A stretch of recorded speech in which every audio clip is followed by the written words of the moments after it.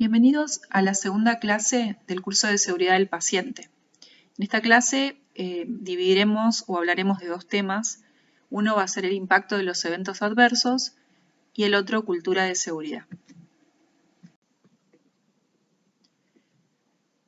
Durante la residencia ustedes van a pasar por diferentes servicios de acuerdo a la especialidad en la que hayan elegido, y en esos diferentes servicios ustedes van a tener diferente complejidad.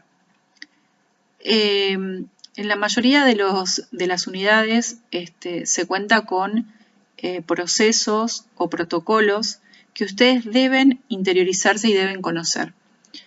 Los protocolos son instrumentos que utiliza cada unidad para organizar la manera de trabajar, para que todos hagan lo mismo.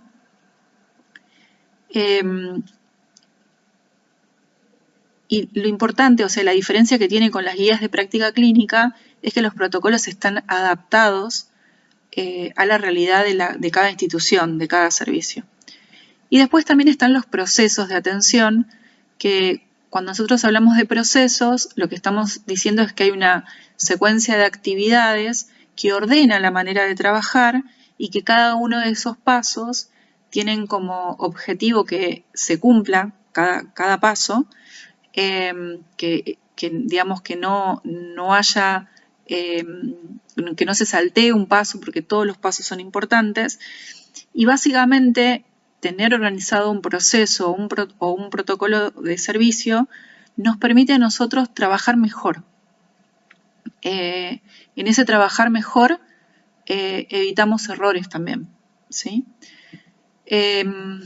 Fíjense en la diapositiva, tenemos escenarios de diferente complejidad, una sala de hemodinamia, una terapia intensiva, el manejo de medicación de alto riesgo, como por ejemplo quimioterapia, insulina, anticoagulantes,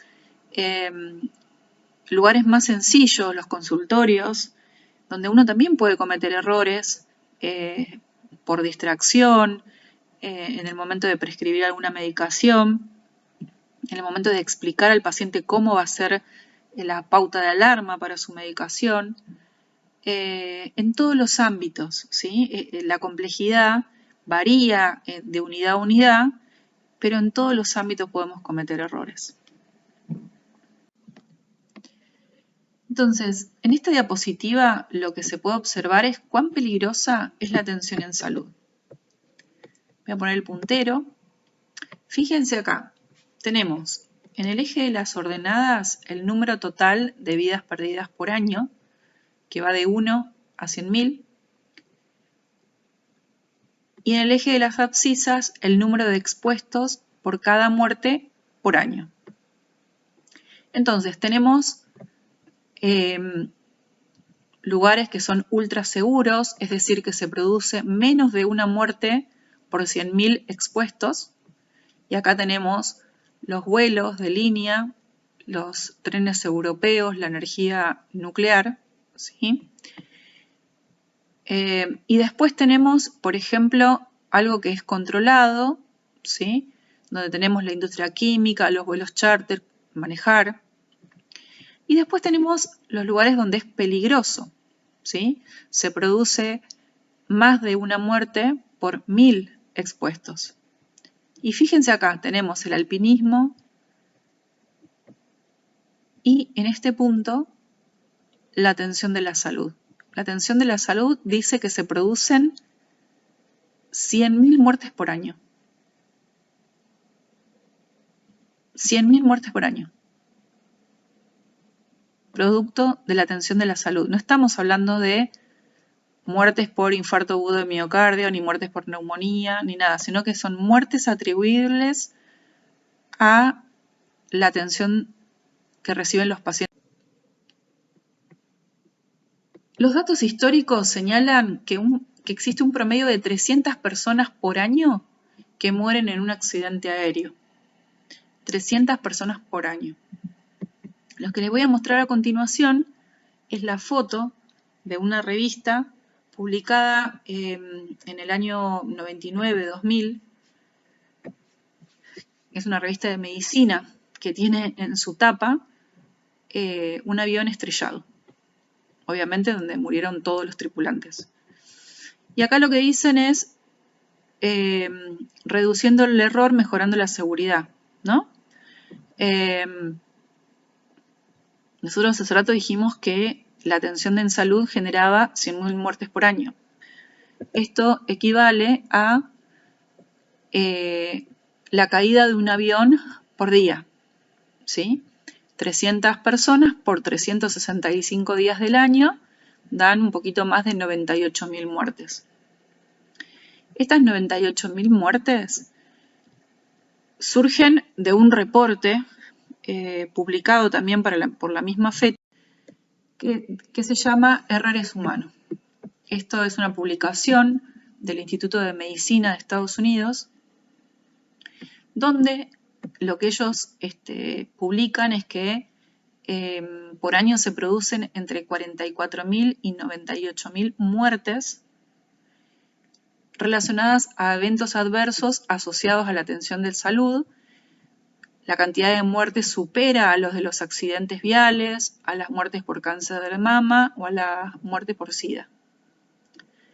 Los eventos adversos a medicamentos, ¿se acuerdan en la clase pasada cuando nosotros hablábamos de eventos adversos? Eran eventos que ocurrían por error, no eran reacciones adversas a medicamentos. Entonces dicen que los eventos adversos a medicamentos representan la cuarta y la sexta causa de muerte en Estados Unidos, según el estado donde se efectúe la medición. Estos son los datos de esta publicación, del año 99. Yo recuerdo que estaba en la residencia, terminando la residencia de terapia intensiva, y cuando vi esta publicación fue como muy impactante, porque los pacientes se mueren por la atención que reciben, no por una enfermedad. Y los datos de la Organización Mundial de la Salud también dan cuenta de esta problemática, ¿no? Dice que los eventos adversos, debido a una atención poco segura, son una de las 10 causas principales de muerte y discapacidad a nivel mundial. 134 millones de eventos adversos anuales por una atención poco segura en los hospitales de países de ingresos bajos y medios ocurren. 2.6 millones de muertes. 4 de cada 10 pacientes sufren daños. Y algo que es importante y que es por ahí algo donde uno dice, bueno, de todo esto negativo tenemos algo positivo, es que el 80% de esto se puede prevenir. Se puede prevenir con acciones que lleve a cabo la institución y que nosotros acatemos como personal responsable que trabaja en esa institución. Los errores más graves están relacionados con diagnóstico, o sea, errores de diagnóstico, errores en la prescripción y el uso de medicamentos. Esto, digamos, el hecho de que un paciente sufre un evento adverso también impacta en el resto del sistema de salud. O sea, ese paciente que se queda más tiempo internado genera un costo adicional para el sistema de salud. Ocupa una cama. Hay otro paciente que está esperando la cama para internarse y que no puede ocupar esa cama porque está otro paciente ahí. Y el hecho de prevenir los errores, más allá de tener un impacto individual en la salud de las personas, también genera ahorros para el sistema de salud.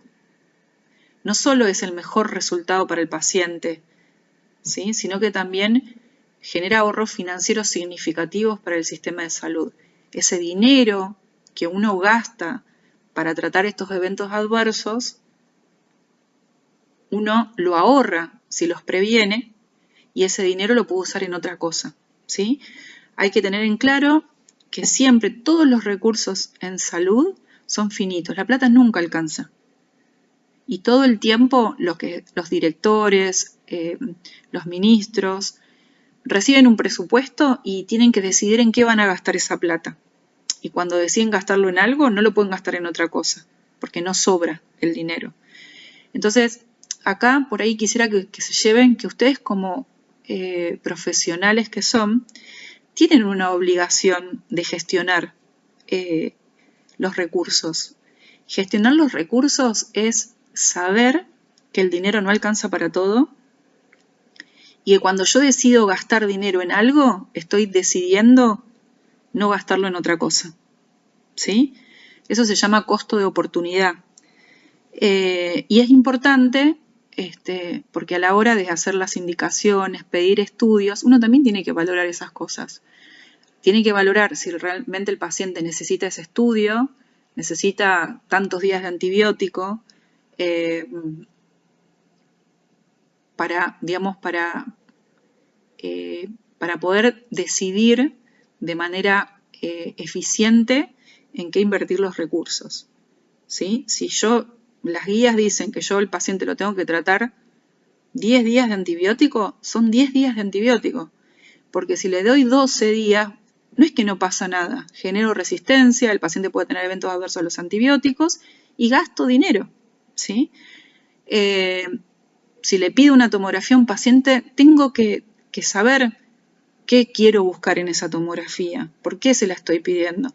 Porque la tomografía implica trasladar a un paciente, implica irradiarlo, implica un costo, implica sacarle el turno a otro paciente, que por ahí sí lo necesita. Eso es un ejercicio que ustedes deben hacer en la residencia, permanentemente. Estos son estudios epidemiológicos de eventos adversos en hospitales. Fíjense que se hicieron en varios lugares. Hay diferente motivación para hacerlo, médico-legal, de calidad. Estos estudios lo que hicieron la mayoría son revisar historias clínicas, es decir, son estudios retrospectivos, y utilizando diferentes instrumentos evaluaron la incidencia de eventos adversos, evaluaron el porcentaje de eventos adversos evitables o prevenibles y evaluaron la mortalidad que generaban estos eventos adversos. Fíjense que es muy variable la incidencia. Esto tiene que ver en realidad con el instrumento que utilizaron para evaluar esos eventos adversos. Entonces es muy variable desde casi un 3% a casi un 17%. Lo mismo los eventos adversos evitables, hay algunos que llegan casi al 50% como evitables, y lo mismo pasa con la mortalidad, ¿no? La mortalidad atribuible a los eventos adversos también es variable, pero puede llegar casi tan alto como un 16%.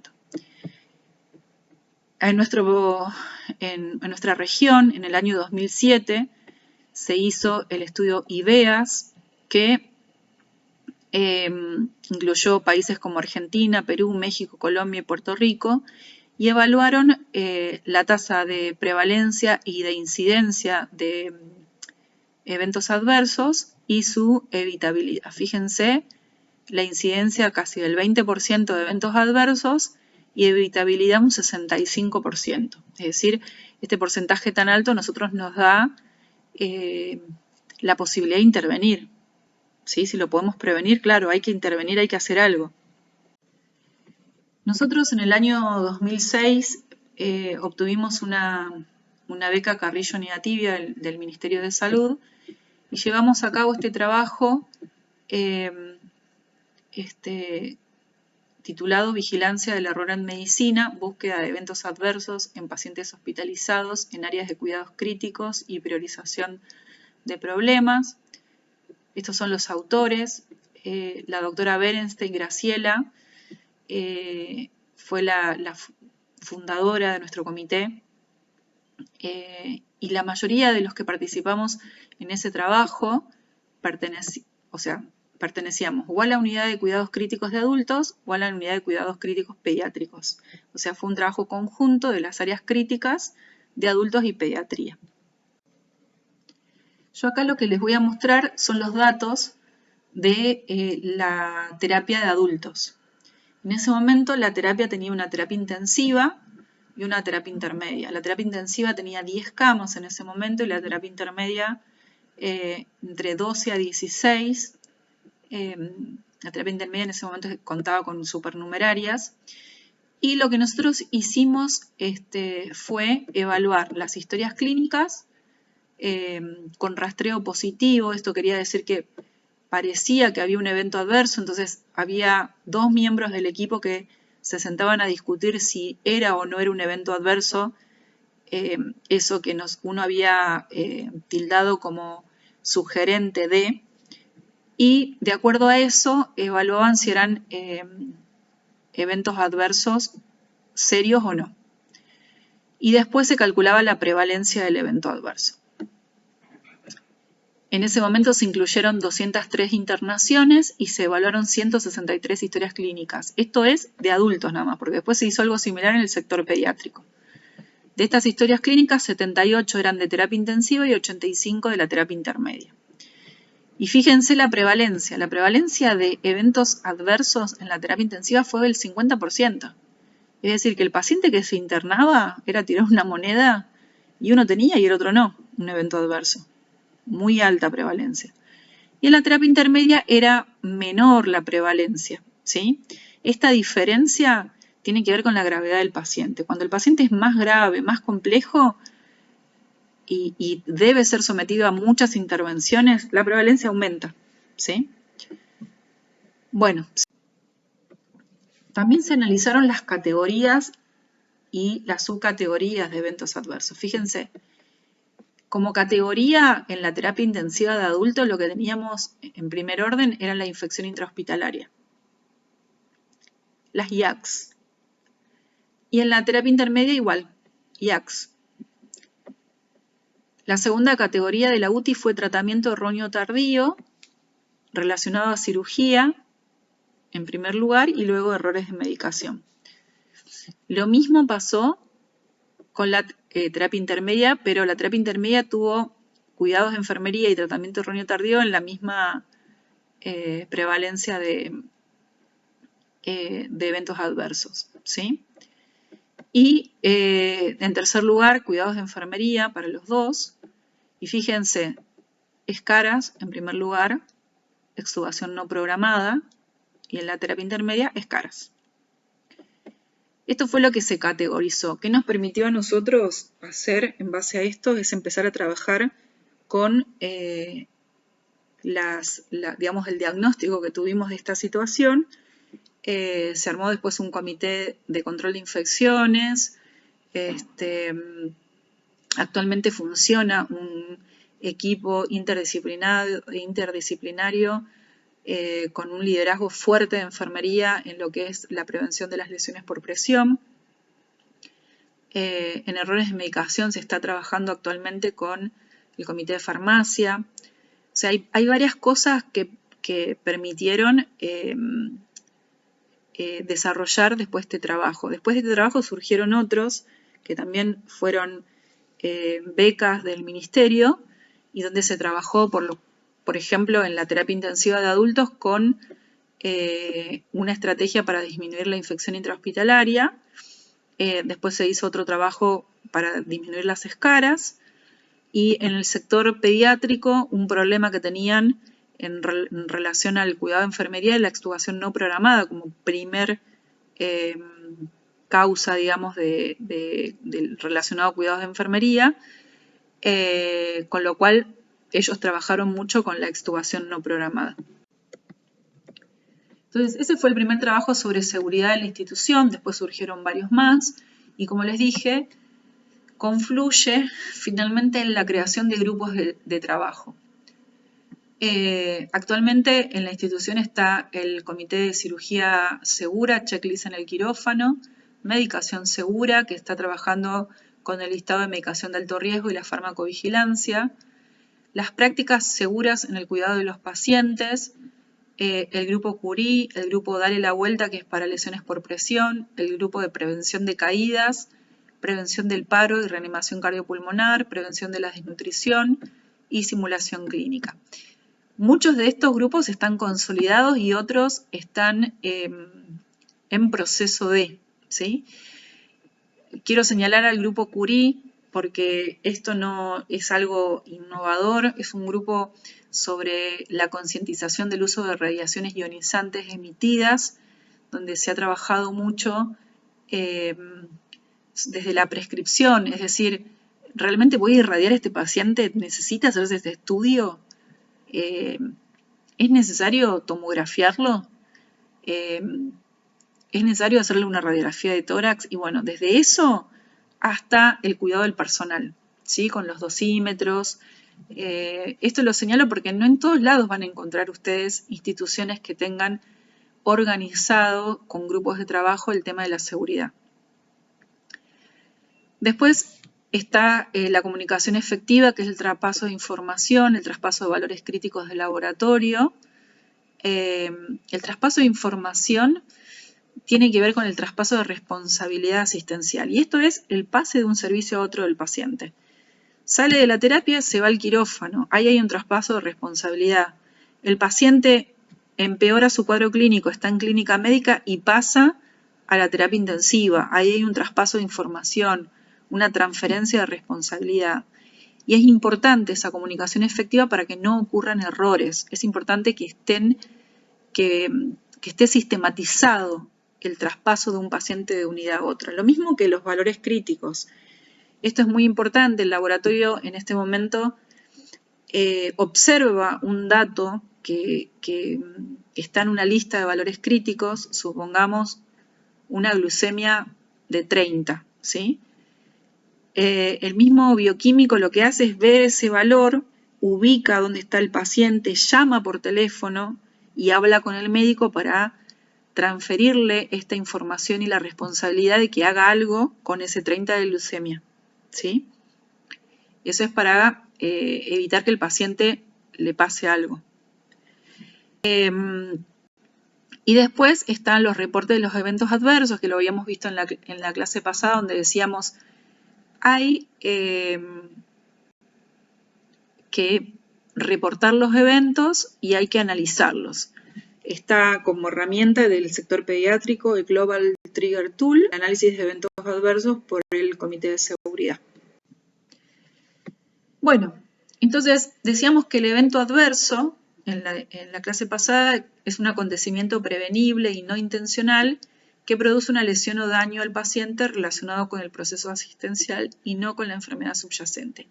Y acá lo que decimos es que hay una víctima, ¿no? El paciente. Ahora yo les pregunto, ¿ustedes creen que es la única víctima? ¿Hay otras víctimas más?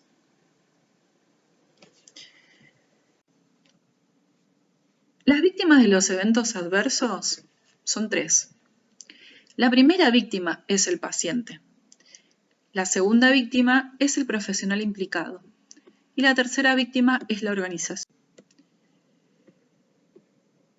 La persona, el profesional que participa en este evento adverso, en un error o en una lesión, no se siente bien después de que ha ocurrido, porque no es algo que lo hace de manera intencional. Queda traumatizado, se siente culpable, más si le pasa algo grave al paciente. A veces siente vergüenza, es una víctima más, ¿sí?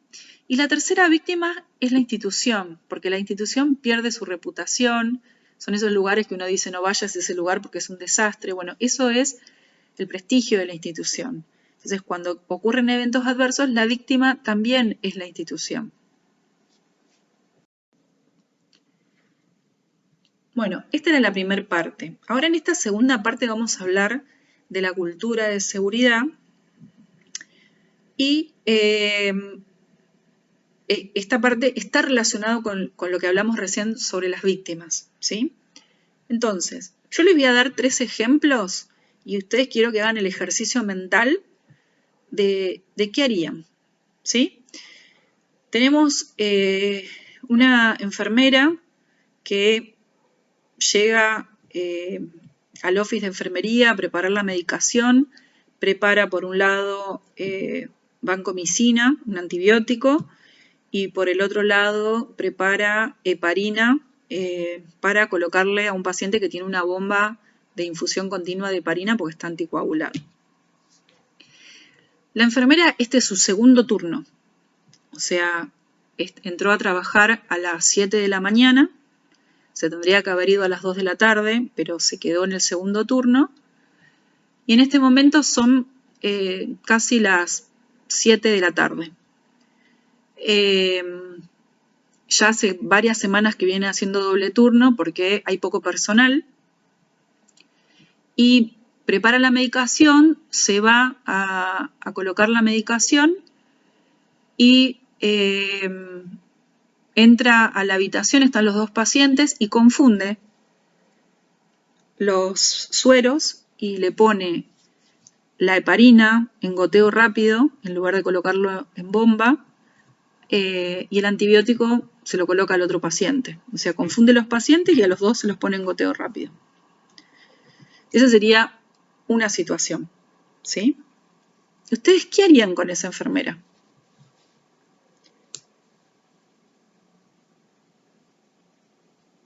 Piénsenlo.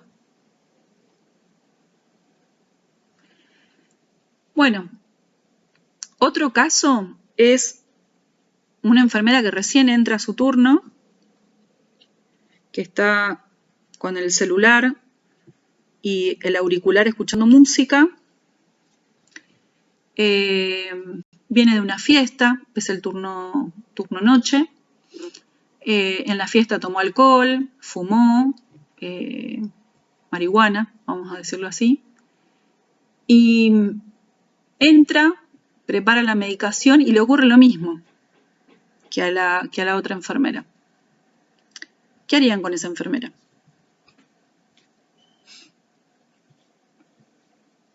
Bueno, seguimos. Se los dejo ahí para que piensen y vamos a encarar estos temas.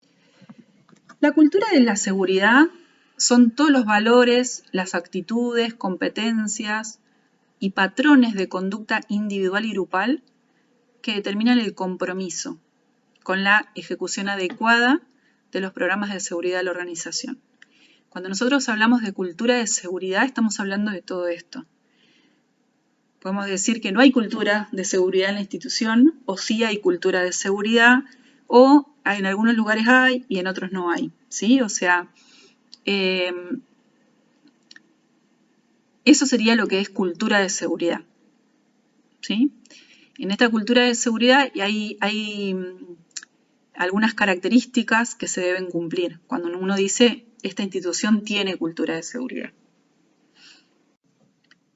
Entonces, la cultura de seguridad, según Rison, que es un autor que después van a ver en la siguiente clase, divide la cultura de seguridad en 5 puntos. La cultura de la información, la cultura del reporte, la cultura del aprendizaje, esto es aprender de los errores, y la cultura justa. Y la cultura flexible, es esto de adaptarse, ¿sí?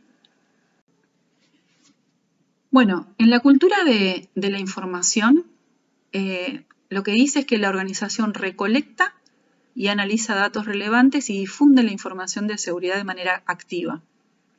Esto es cultura de la información, es decir, compartir la información. La cultura del reporte quiere decir que hay una atmósfera donde las personas se sienten libres para notificar problemas de seguridad sin tener temor a represalias y sabiendo que se actuará y mejorará sobre lo reportado. Esto es la cultura no punitiva. ¿Qué quiere decir esto? Que yo no voy a sancionar a las personas que estuvieron implicadas en un evento adverso, ¿sí? Porque si yo empiezo con sanciones, obviamente nadie va a reportar nada y todos van a tapar, meter la suciedad debajo de la alfombra y nadie va a decir que ocurre nada porque van a tener miedo a que los echen, a que los suspendan, a que los sancionen, ¿sí? Después está la cultura del aprendizaje. La organización es capaz de aprender de sus errores y realizar cambios. Y después, el concepto importante es la cultura justa. La cultura justa es aquella en la cual los errores y los actos inseguros no son castigados si el error no es intencional, ¿sí? Pero sí se sanciona a quienes actúan temerariamente, tomando riesgos de manera deliberada e injustificada. Si volvemos al ejemplo de los casos que yo les conté, digamos, en el primer caso, la enfermera que cometió el error, seguramente hubo algún desvío en su práctica.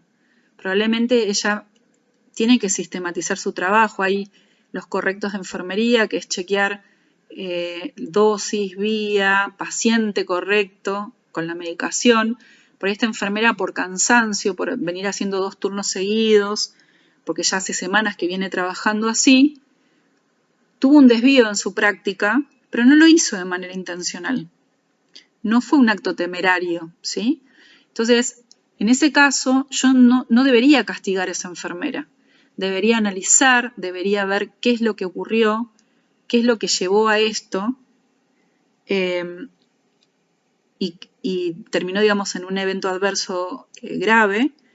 Entonces, yo debo analizar, porque si yo sanciono a esa enfermera, no termino solucionando el problema, ¿sí?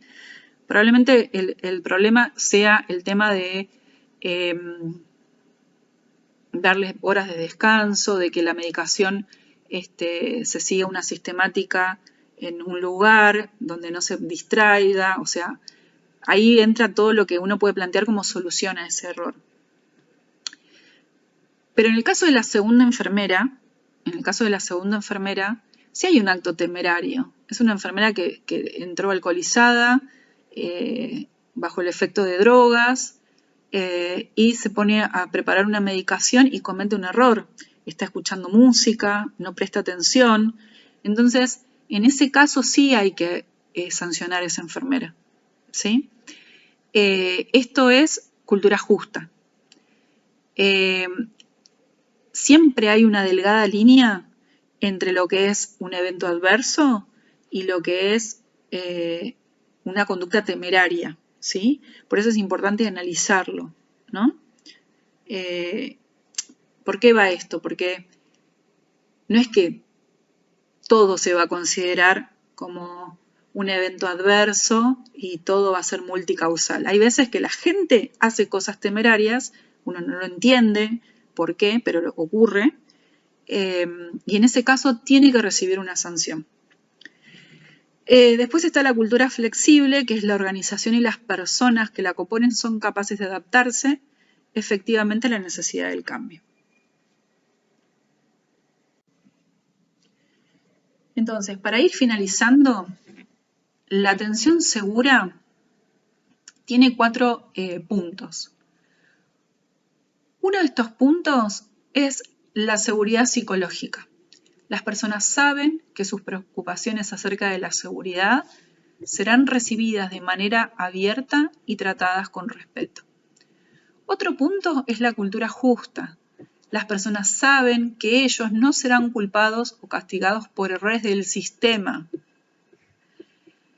El otro es el liderazgo. Los líderes crean un ambiente donde todas las personas se sienten cómodas expresando sus preocupaciones de seguridad.